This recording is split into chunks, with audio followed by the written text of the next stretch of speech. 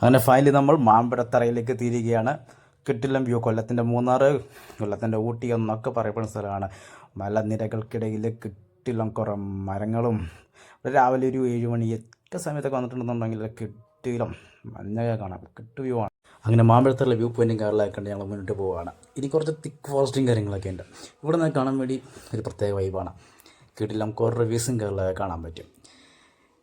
കുറച്ച് ചെറിയ വാട്ടർഫാൾസും കാര്യങ്ങളൊക്കെ ഉണ്ട്. ബട്ട് അത് കണ്ടിന്യൂസ് ആയിട്ട് എപ്പോഴും വെള്ളം പോകുന്ന ഏരിയസ് കാര്യങ്ങളൊന്നുമല്ല. മഴ പെയ്യുമ്പോൾ മാത്രമുള്ള കുറച്ച് വാട്ടർഫാൾസും കാര്യങ്ങളൊക്കെ. അങ്ങനെ ഞങ്ങൾ നേരെ വെച്ച് പിടിക്കുകയാണ്. തൊട്ട് ഫ്രണ്ടിലായിട്ട് ഒരു വാട്ടർഫാൾ ഉണ്ട്, ഒരു ചെറിയ വാട്ടർഫാൾ. ഒന്നല്ല, അപ്പോൾ നമുക്ക് കുറേ വാട്ടർഫാൾസ് ഉണ്ട്. പക്ഷേ മഴക്കാലത്തൊക്കെ വരികയാണെന്നുണ്ടെങ്കിൽ ഇതിൽ നിറഞ്ഞ് വെള്ളം കവിഞ്ഞൊഴുകാൻ നമുക്ക് കാണാൻ പറ്റും. വാട്ടർ ക്രോസിംഗ് ആയിട്ട് നമ്മൾ ഇങ്ങോട്ടൊക്കെ വരുന്ന സമയത്ത് അത്യാവശ്യം കുറച്ച് വാട്ടർഫാൾസും കാര്യങ്ങളൊക്കെ. വാട്ടർഫാൾസ് അല്ല,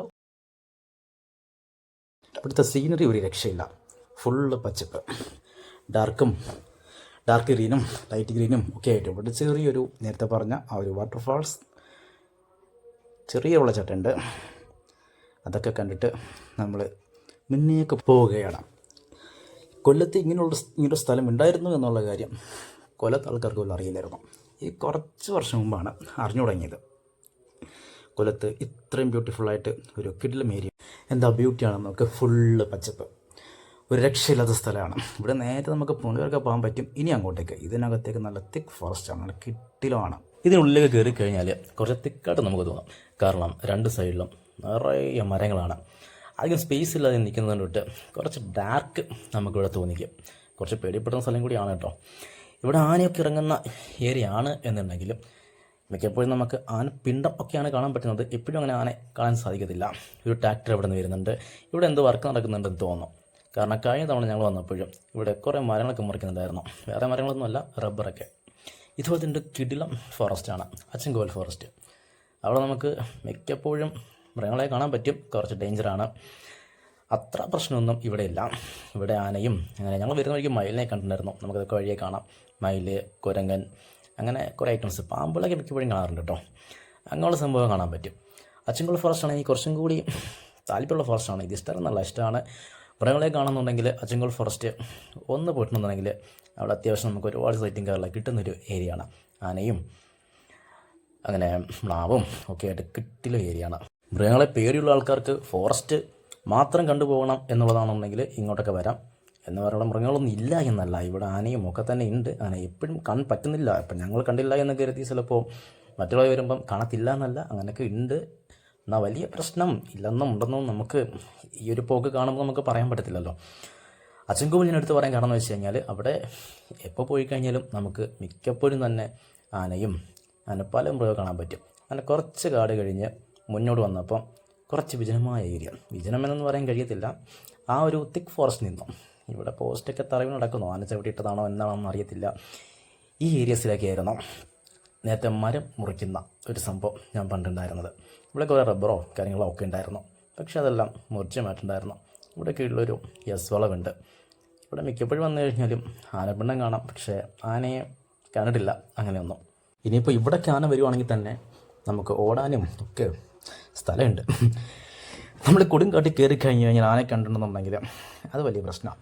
കാരണം നമുക്ക് ഓടി ഒരിക്കലും കാട്ടിൽ കയറരുത്. കാട്ടിൽ കയറി കഴിഞ്ഞാൽ നമുക്ക് തിരിച്ചിറങ്ങാൻ പിന്നെ പറ്റത്തില്ല. അങ്ങനെ കുറേ മിസ്റ്റേക്കുകളും കാര്യങ്ങളുണ്ട്.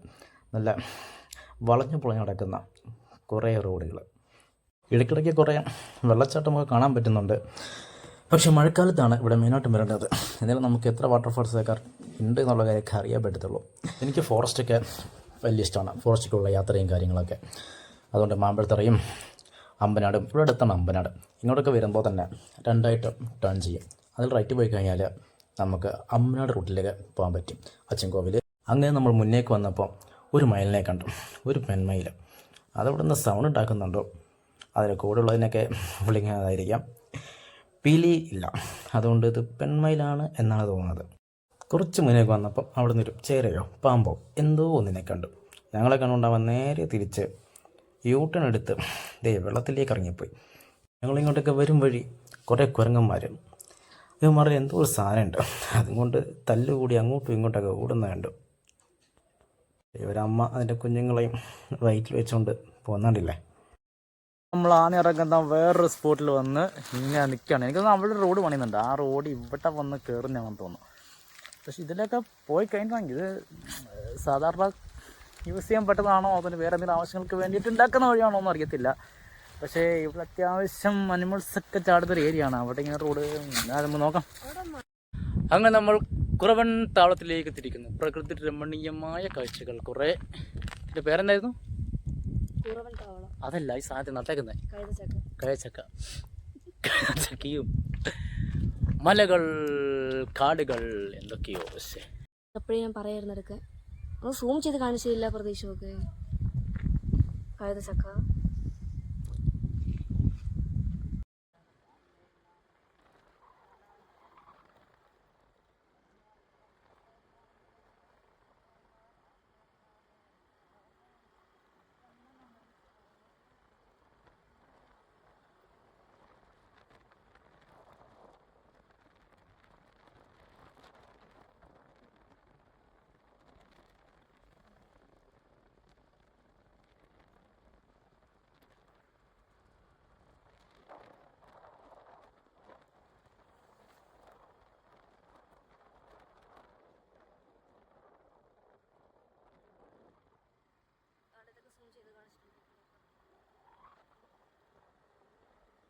ഓഫ് ചെയ്യടാ.